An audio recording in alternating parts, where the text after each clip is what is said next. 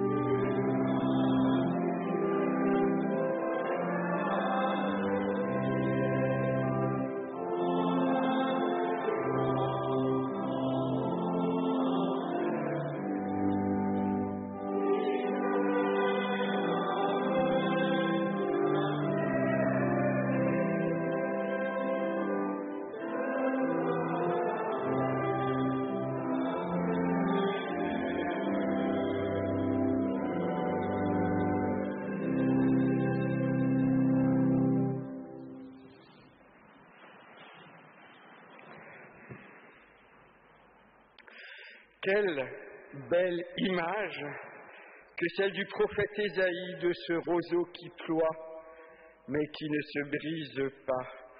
Je ne sais pas si vous avez déjà essayé de briser, de déchirer un roseau, c'est quasiment impossible. Nos vies sont à l'image de ce roseau qui plie sans se briser. Elles sont tenaces.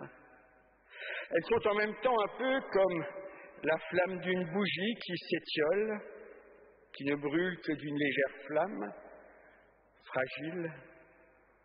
Nous sommes peu de choses, nous dit ce verset, mais combien y tenons-nous à ce peu de choses, fragile et tenace. Telle est notre vie à chacun. Dieu, par la voix du prophète Ésaïe, annonce la venue d'un Sauveur qui arrive plein de douceur pour rendre vie à son peuple déraciné qui résistait en exil depuis des générations, pour entretenir son courage et pour lui promettre la réparation et la guérison. Nous aussi, nous sommes venus ce matin pour nous placer en présence de Dieu, pour lui demander la réparation et la guérison. Louons le Seigneur.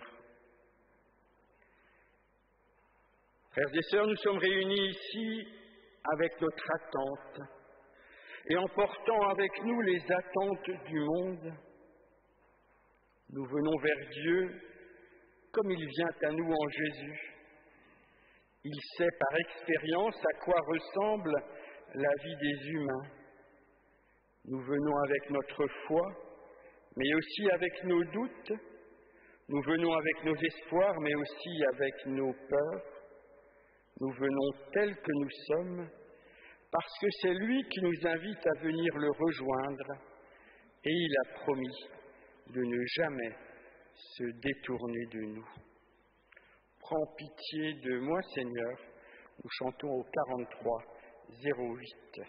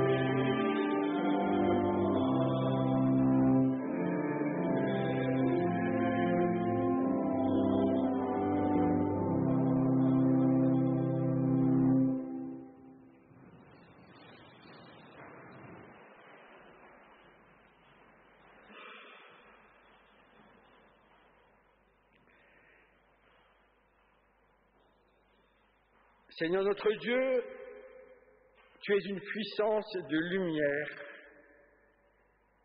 Devant toi, la vérité de notre monde et de nos vies ne peuvent se dissimuler.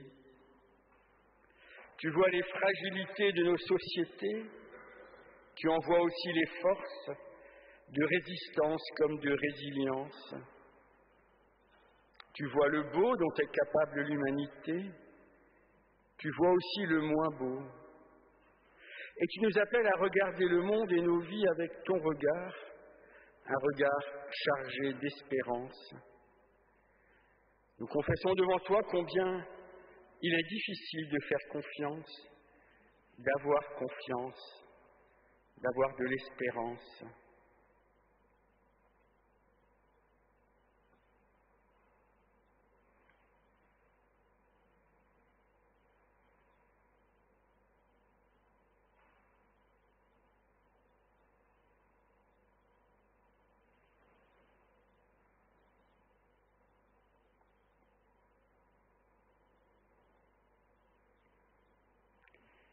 Seigneur notre Dieu, merci, parce que tu ne portes jamais de condamnation.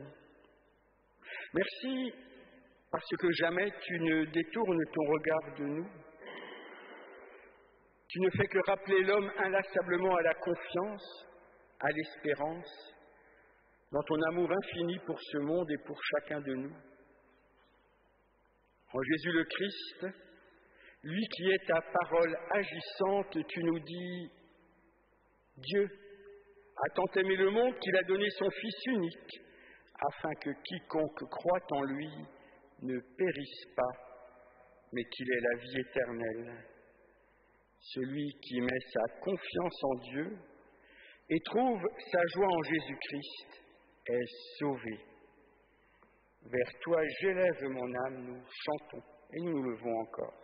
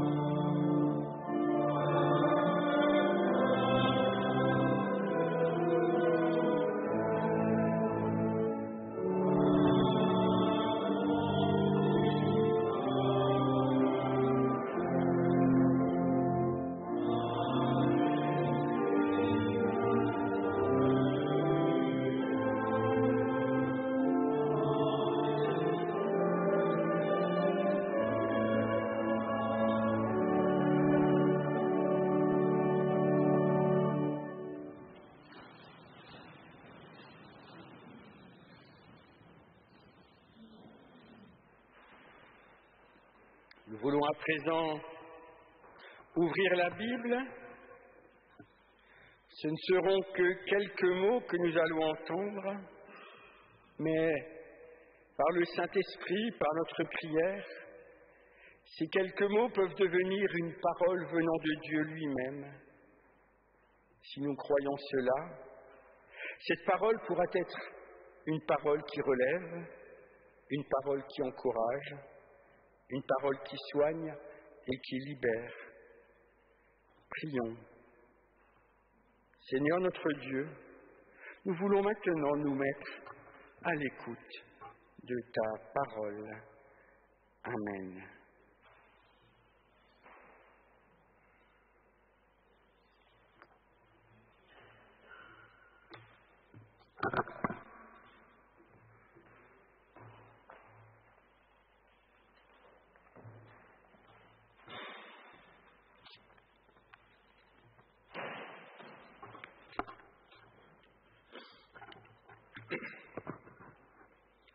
Dans le livre d'Ésaïe au chapitre 29, nous lisons les versets 17 à 24.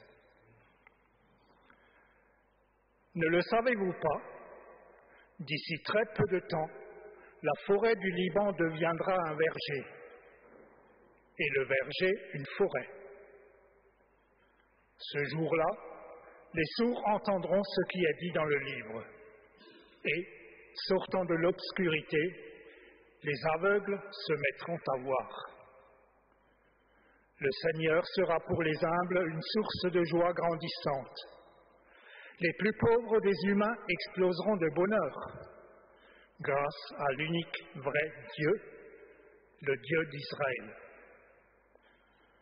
Ce sera la fin des tyrans, l'élimination des insolents. On sera débarrassé de ceux qui cherchent à nuire aux autres, les accusent de crimes, tendent des pièges aux juges et font condamner sans raison celui qui est dans son droit. Voici donc ce que le Seigneur déclare au peuple de Jacob, lui, le sauveur d'Abraham. Désormais, le peuple de Jacob ne sera plus humilié. Il n'aura plus à pâlir. Quand eux ou leurs enfants verront en effet ce que je ferai parmi eux, ils reconnaîtront qui je suis, moi, l'unique vrai Dieu, le Dieu de Jacob. Ils redouteront de me déplaire, à moi, le Dieu d'Israël. Eux qui avaient perdu tout bon sens, ils commenceront à me comprendre. Eux qui protestaient toujours, ils se laisseront instruire.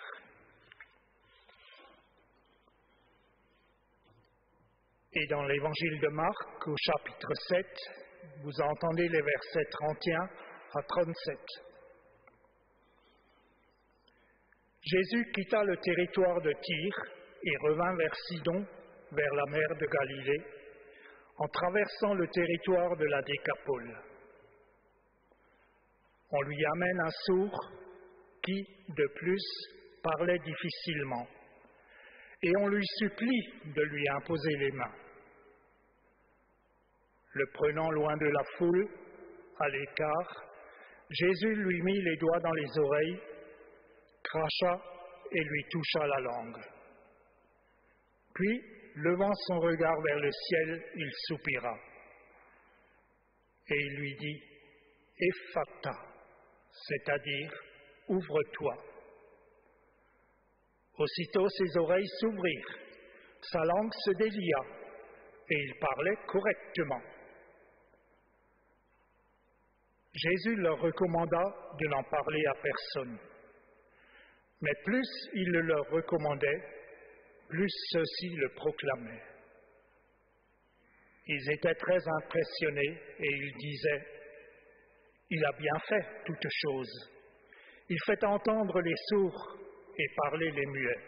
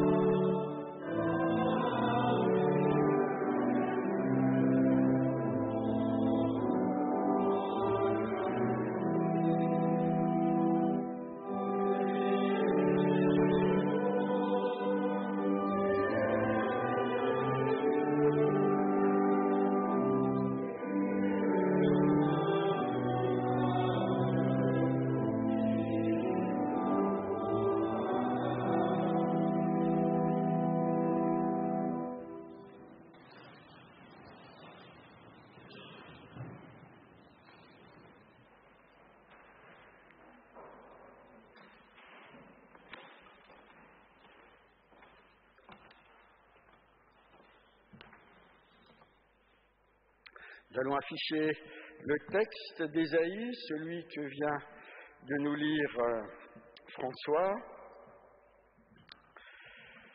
Nous l'affichons pour l'avoir sous les yeux parce que nous allons le commenter et nous commentons les textes bibliques dans nos cultes parce que nous sommes protestants et qu'être protestant, c'est se vouer comme héritier du judaïsme à l'interprétation infinie des textes bibliques.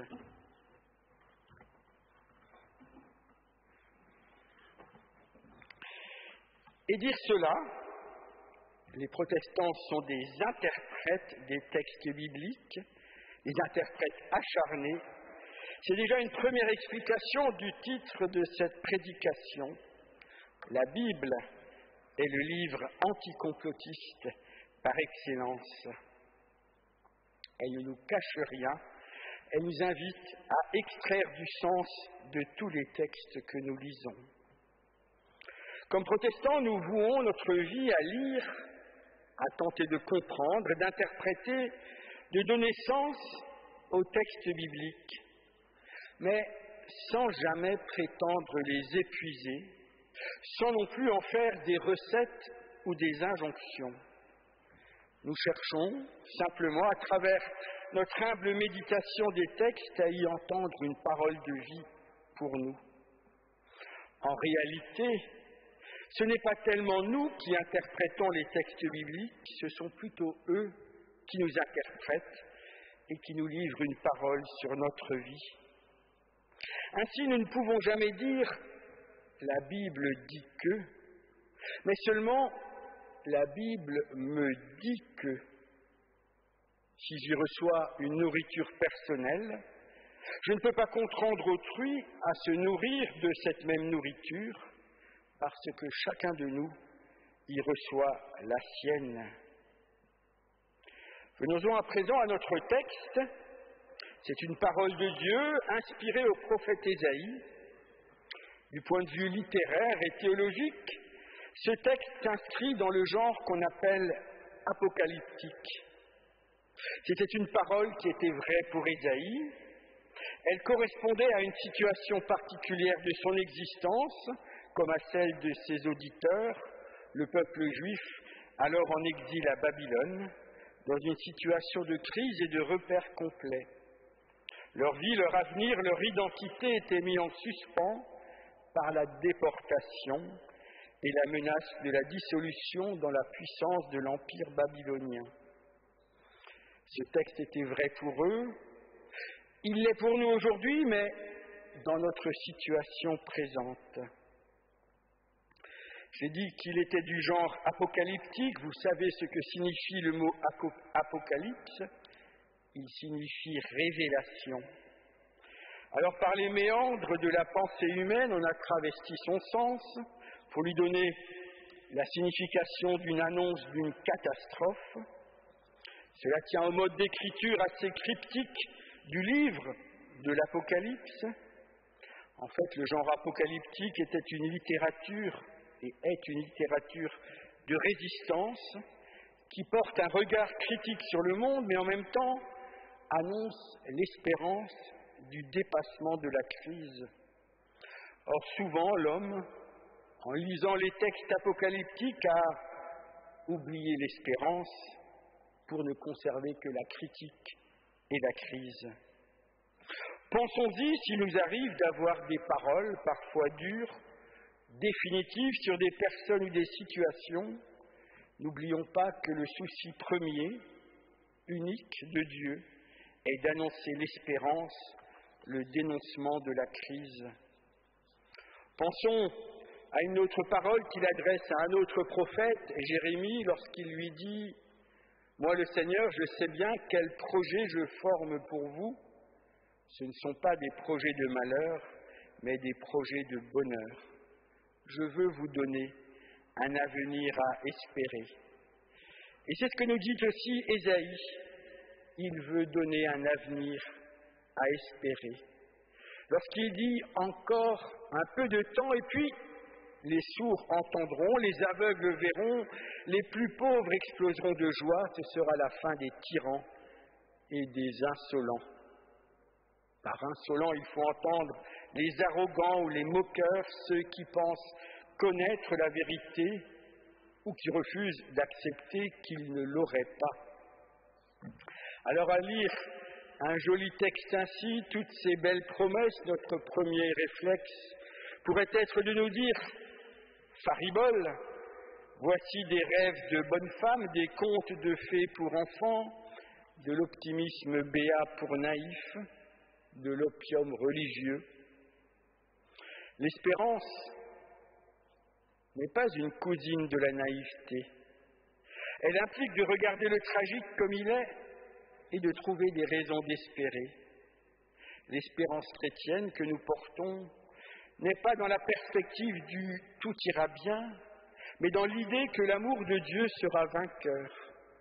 Il ne s'agit pas de nier les crises que nous traversons, mais, et c'est là que la Bible nous dévoile tout, nous révèle tout, ce qu'elle nous dit d'abord, c'est que ce que dit Dieu, c'est qu'il nous assure de sa présence dans la crise. Alors oui, ce sont des histoires, de belles histoires qui nous sont racontées, le langage religieux. Toute la Bible, ce sont d'abord des histoires que nous nous racontons. La Bible nous raconte les histoires, elle n'annonce pas l'avenir comme une boule de cristal. Mais tout ce que nous pensons, tout ce que nous croyons, tout ce que nous faisons, la manière dont nous aimons, la façon dont nous nous comportons les uns avec les autres, les choix professionnels que nous faisons, la façon dont nous votons, le choix de notre pratique religieuse ou de ne pas en avoir, tout cela n'est-il pas provoqué par les histoires que nous nous racontons? Nous n'arrêtons pas de nous raconter des histoires, nous avons besoin d'histoires pour vivre. Alors la question que nous pouvons nous poser, c'est quelle histoire est-ce que je choisis pour ma vie? En quelle histoire je choisis de mettre ma confiance?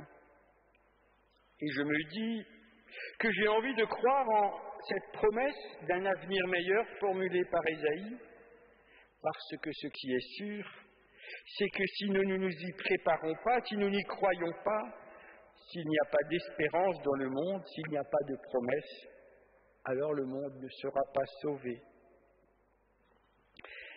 L'écrivain Elie Wiesel, qui était un grand interprète de la Bible, issu de la longue et riche tradition juive, disait « Pour moi, le problème, ce n'est pas la non-existence de Dieu, c'est l'existence de Dieu. Si Dieu n'existe pas, alors il n'y aurait plus de questions. Je suis parfois pour Dieu, souvent contre lui, mais jamais sans lui. » Elie Wiesel était un survivant des camps de la mort de la Seconde Guerre mondiale. Entre la foi de l'enfant qu'il avait été et l'athéisme de ses bourreaux, il disait qu'il avait choisi de conserver la première, la foi de l'enfant. Il disait, parce que dans les ghettos, il y a eu des mariages et des circoncisions, parce qu'il y a eu des épousailles et des promesses dans les camps, ne pas revendiquer l'espérance serait mentir à ses martyrs. Et il disait qu'il fondait son espérance pour le monde dans une légende juive du Talmud qui raconte que le monde subsisterait grâce à 36 justes cachés. En hébreu, on les appelle les Lamed Vav Tzadikim, les 36 justes. Cette légende explique que ces Lamed Vav Tzadikim, ces 36 justes, ne savent pas eux-mêmes qu'ils sont l'un des 36. Et si quelqu'un prétendait être l'un de ces 36, ce serait la preuve qu'il ne l'est certainement pas. Elie Wiesel dira, de cela on peut tirer une leçon. Ne méprisez jamais le mendiant. Il peut être le prophète Élie. Ne méprisez pas l'errant. Il peut être un juste caché. Et peut-être L'un d'entre nous ici, l'une d'entre nous, est-il ou est-elle là où l'une de ces justes cachés? Peut-être que le monde a besoin de l'un ou l'une d'entre vous pour subsister. Peut-être qu'il a besoin de votre espérance. On retrouve l'origine de cette légende en Genèse 18, lorsqu'Abraham a négocié avec Dieu pour sauver les villes de Sodome et Gomorrhe. Souvenez-vous, il demandait à Dieu s'il accepterait de ne pas détruire les villes, s'il y avait 50 justes, s'il y avait 45, 40, 30, 20, et puis il termine en disant « Peut-être n'y a-t-il que 10 justes dans ces villes » et Dieu dit « À cause de ces 10, je ne détruirai pas Sodome. » Souvent, nous nous disons ou nous croyons, ou on veut nous faire croire que le monde est mené par les puissants. C'est une histoire que l'on se raconte.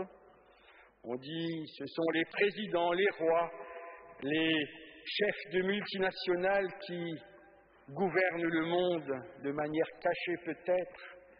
La pensée complotiste envisage que ce sont des pouvoirs occultes qui organiseraient ainsi le cours de l'histoire et que nous ne serions que leurs jouets. D'autre part, nous voyons combien le monde court après son quart d'heure de célébrité selon la célèbre formule de McLuhan. Et tout cela, ce n'est pas d'aujourd'hui. Déjà à Babel, les hommes se disaient « Construisons-nous une ville et une tour dont le sommet atteindra jusqu'au ciel, alors notre nom deviendra célèbre. » Eh bien, la pensée biblique est toute autre. Elle dit que le monde est gouverné par l'Esprit de Dieu, par la justice des anonymes. S'il n'y avait que des injustes, que des comploteurs, le monde se serait effondré depuis longtemps. Pensez encore à la rencontre de Samuel avec les enfants de Jessé, dans le premier livre de Samuel. Lorsque Jessé lui présente son premier fils, Eliab, Samuel se dit « Sûrement c'est lui le Messie, lui qui recevra l'onction du Seigneur, parce que ce premier fils était le plus grand, le plus fort, le plus impressionnant. » Mais Dieu va lui dire dans son cœur « Ne regarde pas sa mine, sa haute taille, celui-là je le repousse. Ce que voit l'homme ne compte pas, l'homme ne voit que l'extérieur, alors que Dieu regarde le cœur. » Il y a quelques années, avec les collègues pasteurs de Mulhouse, nous nous sommes rendus dans un monastère dans le territoire de Belfort à Chauvroche. Ce monastère est tenu encore par 4 moines qui ont entre 75 et 96 ans. Enfin maintenant, ils doivent en avoir plus. Ils vivent en lisière de forêt à l'écart de la ville. Ils consacrent leur temps à l'accueil de personnes seules et à la prière. Ils ne produisent pas grand-chose. Ils sont 4 très âgés. Ils espèrent qu'un 5e les rejoindrait un jour. Ils se rendent compte que les vocations sont rares. Ils pourraient désespérer, se dire que ce qu'ils font ne sert à rien, que la foi se perd. J'ai retenu une phrase de l'un des moines qu'il nous a partagée le soir. Il disait « Nous ne cherchons pas à faire de grandes choses. Nous pouvons chercher des boucs émissaires dans le monde, accuser les puissants, les étrangers. Et si nous nous disions « Je ne cherche pas à faire de grandes choses. » Je crois que Dieu utilise les petites choses pour sauver et pour protéger le monde, les 36 justes dont peut-être je suis. Pensez aux petits actes concrets dont nous ne mesurons pas la portée. Prenez la chanson de l'Auvergnat de Georges Brassens. Georges Brassens que l'on disait athée, quoique certainement sa situation intérieure fut plus compliquée que cela. N'était-il pas plus près de Dieu que bien des pratiquants lorsqu'il chantait « Elle est à toi cette chanson, toi l'hôtesse, qui sans façon m'a donné 4 bouts de pain, quand dans ma vie il faisait faim. Ce n'était rien qu'un peu de pain, mais il m'avait chauffé le corps, et dans mon âme il brûle encore à la manière d'un grand festin. » Il nous arrive de regretter le monde d'hier, l'Église puissante présente dans la cité, mais c'est encore une histoire que nous nous racontons. La vocation du christianisme n'a jamais été le pouvoir, la force ou la puissance, mais bien la présence discrète, enfouie de quelques personnes qui prient et agissent avec délicatesse, mais avec une espérance immense pour sauver et préserver le monde. Il suffit d'un presque rien pour que la situation se retourne, pour que le verger devienne une forêt, nous dit le prophète. Encore très peu de temps, et la forêt du Liban se transformera en verger. Oui, la Bible est le livre anticomplotiste par excellence, parce qu'elle ne nous parle pas de forces obscures qui manœuvrent à la destruction du monde. Elle nous dévoile ce qui fait avancer le monde. C'est l'Esprit de Dieu qui inspire les justes. Ce sont eux qui gouvernent de manière discrète le monde pour lui donner un avenir, sans même le savoir, ni s'en rendre compte. Frère Adrien Candiard, un moine dominicain, écrivait « Il faut aller au bout de ces espoirs humains pour commencer à découvrir la véritable espérance. La vie de l'Église a commencé par un échec désespérant, la mise en croix du Christ et la dispersion du petit groupe de disciples. Mais c'est lorsque les espoirs humains sont anéantis que le christianisme va pouvoir commencer. » Jésus lui-même était animé par une pensée apocalyptique. Lui aussi disait encore un peu de temps. Il croyait en l'imminence de l'établissement du règne de Dieu dans le monde. Il disait, c'est en Luc 21, « Lorsque vous verrez ces choses arriver, sachez que le royaume de Dieu est proche. » La force qui animait Jésus, ses disciples, celle qui anima les premiers chrétiens, c'était qu'ils croyaient à cette présence de Dieu, à cet Esprit de Dieu qui soutient le monde, qui l'empêche à chaque génération de sombrer dans le néant. Après chaque catastrophe, après chaque crise, une occasion est donnée de recommencer le monde. L'Esprit créateur ne s'est jamais éteint, il demeure. Ce qu'il fit aux premiers instants de l'histoire, il continue à le faire. Oui, dans très peu de temps, le règne de Dieu, la paix de Dieu peut s'établir et la vie renaître pour le monde, pour toi aussi. C'est cela l'histoire que nous raconte la Bible. Veux-tu croire à cette histoire? Amen.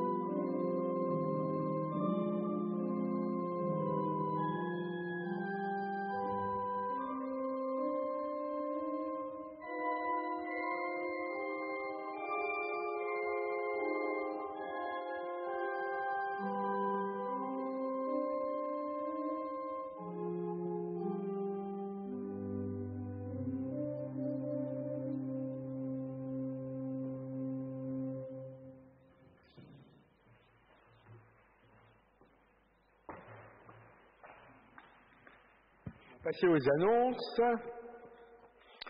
Alors, ça ne commence pas encore, on vous les répète chaque semaine, mais à partir du 15 septembre, et puis quasiment toutes les semaines jusqu'à la Réformation, Brigitte Collard proposera d'animer une chorale pour à la fois animer le culte de rentrée et puis le culte de Réformation qui auront lieu tous les deux au temple Saint-Étienne. On tourne. Le 11 septembre, Joachim démarre une proposition clownesque, un atelier d'expression clownesque. Voilà, c'est dans 2 semaines, on continue. Il n'y a rien de nouveau cette semaine. Vous pouvez vous inscrire toujours pour la fête paroissiale de Masevaux, qui y aura un culte suivi d'un repas à la ferme auberge. On continue.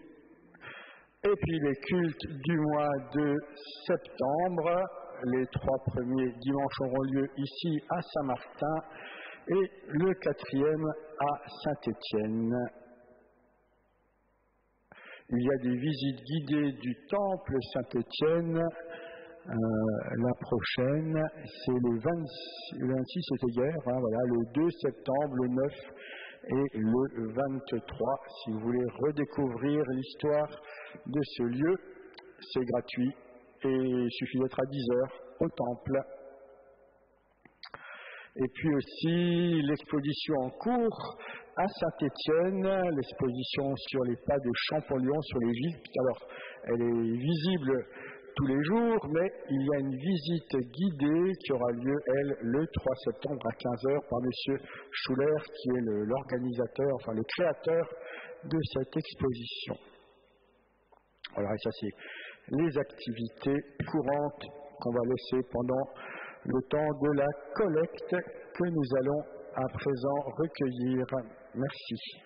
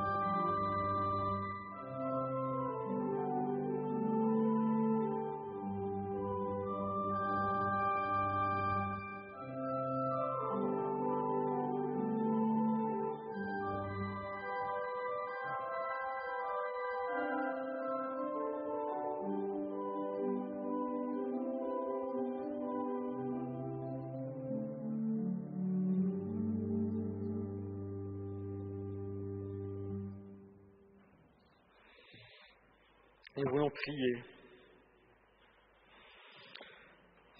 Seigneur notre Dieu, nous nous tenons devant toi avec notre prière, plein de reconnaissance. Par ton Fils Jésus-Christ, tu nous appelles à dépasser nos frontières et à porter aux hommes et aux femmes que tu aimes la bonne nouvelle de ton amour. Tu nous appelles à être semeurs d'espérance. Tu nous appelles à être planteurs des graines de ton amour. Tu nous appelles à arroser le monde de confiance et de joie, qui sont les fruits de la foi. Tu nous appelles à résister aux forces de résignation et aux tentations de démission. Tu nous appelles à être les jardiniers bienveillants de ce monde. Nous te prions pour l'Église. Elle est chargée d'annoncer ta parole au-delà des chapelles, des rites et des dogmes. Nous te prions pour tous ceux qui abusent de ton nom au profit de leurs propres intérêts. Délivre-les de leur aveuglement comme tu l'as promis. Nous te demandons d'encourager les hommes et les femmes qui vivent le service de ton nom avec un cœur simple et une parole qui relève. Nous te remettons celles et ceux qui ont besoin de toi au moment de traverser l'épreuve de la solitude, de la maladie et du deuil. Et nous te nommons dans le silence de notre cœur les personnes et les situations qui nous sont chères et que nous te confions.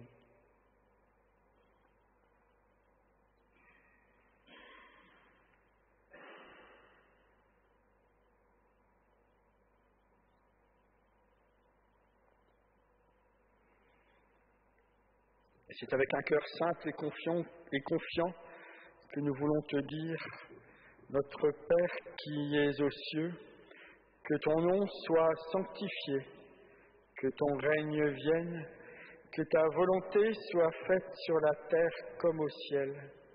Donne-nous aujourd'hui notre pain de ce jour. Pardonne-nous nos offenses, comme nous pardonnons aussi à ceux qui nous ont offensés. Ne nous laisse pas entrer en tentation, mais délivre-nous du mal, car c'est à toi qu'appartiennent le règne, la puissance et la gloire, pour les siècles des siècles. Amen. Nous voudrons à présent prendre le dernier chant.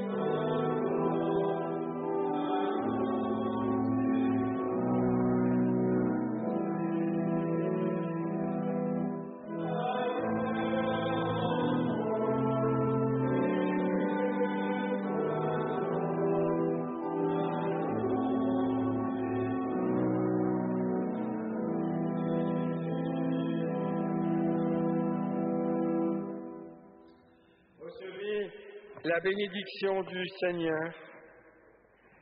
Le Seigneur te garde de tout mal, il garde ta vie. Le Seigneur garde ton départ et ton arrivée, dès maintenant et à jamais. Il te bénit, celui qui est le Père et le Fils et le Saint-Esprit. Amen.